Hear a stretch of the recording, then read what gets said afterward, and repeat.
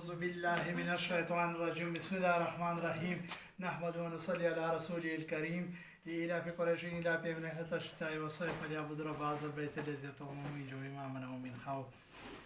زه ټولو مسلمانانو ورونو ته اپیل ورته کړم چې دا کوم پوډریان دي چې پوډر څه کوي په لوړ کې دا حبیب بینک سره یا کارخانو مارکیټ کې یا جکیم کې نو غریبانان سم د ځناورو غوندې ژوند تېروي په ګندګۍ کې او په ډیران کې او ګندمې جامې او وږي او تږي مي او په خدای په کار ککړي میندې او پلرونه پسې ژاړي تکلیف یې ورته او معاشرې پاره هم یو غم تر جوړ شوی دی دا زمونږ او ستاسو د توجه مستحق وي چې مونږ توجه له ورکړو حکومت ته هم دا اپیل کړم سرکاري تنظیمونو ته سیاسي تنظیمونو ته مذهبي تنظیمونو ته انساني حقوقو تنظیمونو ته چې دا کوم پوډریان دي چې دا هغه کړی ښایسته هسپتالو کې اوس لوړې کې چې کوم دی په دې نوي بلاک کې په ټول به شپېتاویا پوډریان دي آیس کوي او چرسونه او شرابونه او څه که نه چې حکومت وله پوره غم وکړه چې دغو پاره چې کوم دی غریبانان د ځناورو غوندې ژوند تېروي چې اول تر انسانان جوړ شي بیا ښه مسلمانان تر جوړ شي جوماتو له راشي د الله تعالی حکمونه یې په ژوند کې راشي ټولو خلکو ته والدینو ته دا اپیل کړم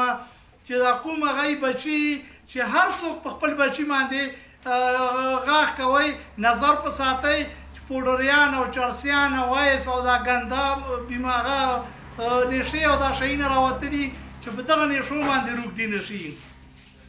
هر والدین له پکار دي که مور او که پلار چې بچي پوښتنه وکړي سبق له څنګه تللی وي او څه وخت رالي او څه وخت لاړې چې غلطو خلکو سره صحبت او دا پیدا نه شي قرآن پاک سره تعلق جوړ کړئ جومات سره تعلق جوړ کړئ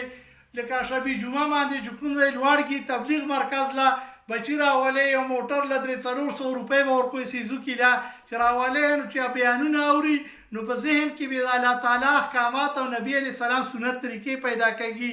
نو انشاءالله الرحمن چې دا معاشره به هم یو ښایسته اسلامي معاشره به هم جوړه شي اسلام به پکې راشي بدعملۍ به پکې ختم شي ټول وطن خلکو ته اپیل کړم چې جوماتو له راشئ خپل بچي جوماتو له راولئ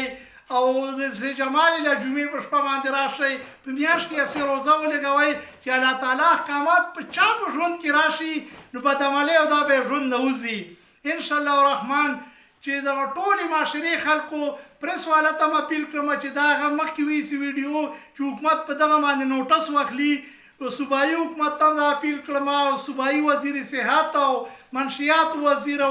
وزارت صوبایي وزیر داخله چې دا کوم پوډریان دي چې دغه باندې ښه پوره فکر وساتي او هسپتالو کې علاج